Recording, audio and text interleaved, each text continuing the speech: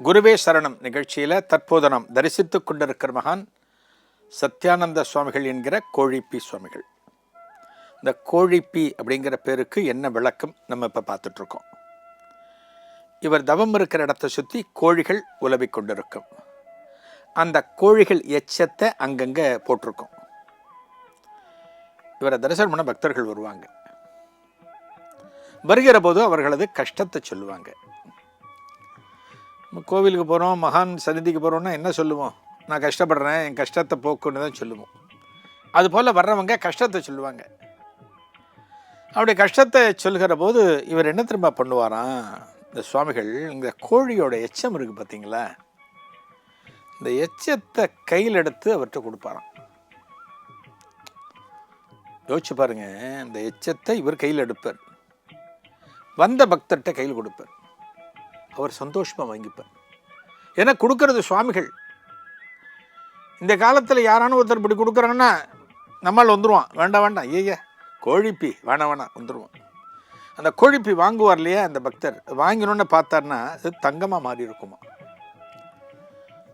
எப்படி பாருங்க, இந்த கோழிப்பி தங்கமாக மாறி இருக்குமா. அந்த பக்தருடைய தேவைகள் பூர்த்தியாகிவிடும், அவருடைய கஷ்டம் போயிடும். சின்ன பசங்க வருவாங்க, விளையாடுற பசங்க, அவர்கிட்ட சாமிகளே எங்களுக்கு எதாவது கொடுக்காமலாம் கோழிப்பி எடுத்து கொடுப்பாரான். அது சாப்பிட முடியுமா? அவன் கையில் போன உடனே அது இனிப்பாக மாறிவிடுமா. ஒரு ஸ்வீட்டு, ஒரு ஜாங்கிரி, ஒரு பாதுஷா, அது போல் ஒரு இனிப்பாக மாறிவிடுமா. இதனால தான் இவருக்கு கோழிப்பி சுவாமிகள்னு பேர். அந்த காலத்தில் அந்நியர்கள் ஆண்ட காலம், வெள்ளைக்காரங்களாம் நம்ம ஆண்ட காலம். 1904 சுவாமிகள் சித்தின்னா பாருங்கள், 120 வருஷத்துக்கு முன்னாடி வெள்ளைக்காரங்க தான் நம்மளை ஆண்டாங்க. இந்த வெள்ளைக்காரர் ஒருத்தருக்கு இவரை பற்றி தகவல் தெரியறது. இவர் கோழிப்பியை கொடுத்தா தங்கமாக மாறுதான், அவர் தான் கோழிப்பி கொடுப்பாரா, நம்மளும் கோழிப்பி கொடுப்போம் அப்படின்னு அவர் என்ன பண்ணுறாராம், அந்த வெள்ளைக்காரர் அதிகாரி, ஒரு ஆங்கிலேய அதிகாரி, அவர் கொண்டு போய் கோழிப்பியை அவர் கொடுக்குறார். கொடுத்தோன்னு வாங்கிட்டு அந்த கோழிப்பியை அப்படியே திருப்பி அந்த அதிகாரிகிட்ட கொடுக்குறார். அதிகாரிகிட்ட கொடுக்கும்போது தங்கமாக மாறுது.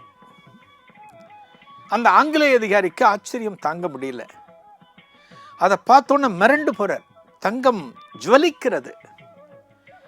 இந்த தங்கத்தை என்ன பண்ணாராம், லண்டன் மியூசியத்துக்கு அனுப்பிச்சாராம். இவங்க வேலை என்ன தெரியுமா, ஆங்கிலேய அதிகாரிகள் நம்மை ஆண்டார்கள் அல்லவா, இங்க இருக்கிற முக்கியமான சொத்துக்கள்லாம் அங்கே அனுப்பணும், லண்டன் மியூசியத்துக்கு அனுப்பணும், அவங்க நாட்டுக்கு அனுப்பணும். அதான் அவர்களுடைய பணி. இந்த தங்கத்தை அங்கே அடிச்சுட்டு தகவல் சொல்கிறாராம், இது போல் ஒருத்தர் இருக்கார், அவர் கோழிப்பியை கையில் கொடுத்தாரே தங்கமாக மாறுது, நான் அவர்கிட்ட கேட்டு நிறைய தங்கத்தை, நிறைய கோழிப்பி கொடுக்க சொல்லி தங்கமாக மாற்றி நான் அனுப்புகிறேன் அப்படின்னு தனக்கு மேலே இருக்கிறவங்களுக்கு தகவல் சொல்லிட்டு ஒரு நாள் இவர்கிட்ட வர்றாராம்,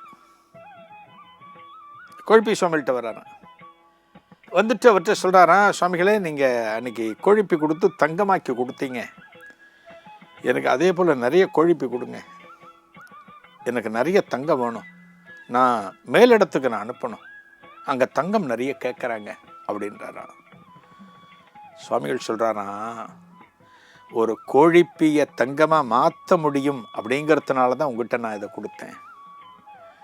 கோழிப்பி நிறைய உங்கள்கிட்ட கொடுத்து நிறைய தங்கம் உங்கள்கிட்ட சேரணுங்கிறதுக்காக நான் கிடையாது, இதை பண்ண முடியும் அப்படிங்கிறத உனக்கு நான் சொன்னேன் அப்படின்னு சொல்லி அந்த அதிகாரியை அனுப்பிச்சி வச்சுட்டாராம். அப்படின்னா என்ன அர்த்தம் அப்படின்னா, எவரவருக்கு பொருள் தேவை காணப்படுகிறதோ, யாருக்கு பொருள் தேவையோ அவர்களுக்கு மட்டுமே சித்தர்கள் உதவுவார்கள். ஒரு பெரிய ஆங்கிலேய அதிகாரி, ஒரு பெரிய தனவந்தர், இவர் கொடுக்கறதெல்லாம் பொன்னாக மாறும், இவர்கிட்ட நம்மளும் நிறைய வாங்கணும் அப்படின்னு நினச்சி இந்த இடத்துக்கு வந்தாங்கன்னா அது பலிதமாகாது, அந்த காரியம் நடக்காது. இதனால தான் சொன்னாங்க, மனுஷனுக்கு ஆசை என்பது இருக்கலாம், பேராசை என்பது எந்த காலத்திலும் இருக்கக்கூடாது.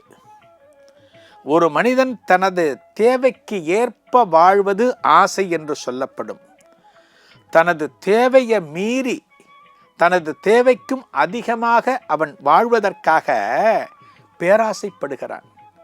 இப்போ இந்த ஆங்கிலேய அதிகாரி எப்படி கேட்கிறார், பேராசையின் காரணமாக கேட்கிறார். நிறைய கொடுங்க, நிறைய கொழுப்பி கொடுங்க, எல்லாம் தங்கமாக மாறணும், நான் மேலிடத்துக்கு அனுப்பணும் அப்படின்னு கேட்கிறார். அந்த பேராசை சித்தர்களிடம் எந்த ஒரு காலத்திலும் பலிக்காது. யார் யாருக்கு என்னென்ன தேவையோ அளந்து கொடுப்பார்கள், அவ்வளோதான், முடிஞ்சு போச்சு. அதுக்கு மேலே அந்த பக்கமே வரக்கூடாது. நேற்றுக்கு கொடுத்தீங்க சாமி, அதேமாரி இன்றைக்கும் கொடுங்க, போய் நிற்கக்கூடாது. மகான்களுடைய வாழ்க்கை அப்படிங்கிறது தொட்டதெல்லாம் துலங்கும் அப்படின்னு நம்ம சொல்கிறோமே, அவர்களுக்குத்தான் பொருந்தும். அவங்க மண்ணை எடுத்தன்னா பொன் துகள்களாக மாறும். ஒரு சாதாரணமாக கல்லை எடுத்தார்கள் என்றால் அது தங்க கட்டியாக மாறும். இதெல்லாம் மகான்களுக்கு மட்டுமே உரித்தானது. ஆனால் நம்ம எதையுமே விரும்பாமல் அந்த மகானுடைய ஆசீர்வாதங்கள், அந்த மகானுடைய அருள் நமக்கு கிடைத்தால் போதும். இதை நம்ம நினச்சோம் அப்படின்னாலே நாம் எதிர்பார்த்ததை விட அதிகமாக நமக்கு கிடைக்கும். இந்த சுவாமிகளின் அருள் அனைவருக்கும் கிடைக்க வேண்டும் என்று இந்த நேரத்திலே பிரார்த்தனை செய்து கொள்கிறேன். நாளைய குருவே சரணத்தில் நம்ம தரிசனம் பண்ண போகிற மகான் மாணிக்கமூர்த்தி சுவாமிகள். எங்கே? ஆண்டிமடம், ஜெயங்கொண்டம் பக்கத்தில் ஆண்டிமடம், அரியலூர் மாவட்டத்தில் ஆண்டிமடம் இருக்குது. அந்த ஆண்டிமடத்தில் இந்த மகானுடைய சமாதி காணப்படுகிறது. நாளைய குருவே சரணத்தில் இந்த மகானை தரிசிக்கலாம். நன்றி, வணக்கம்.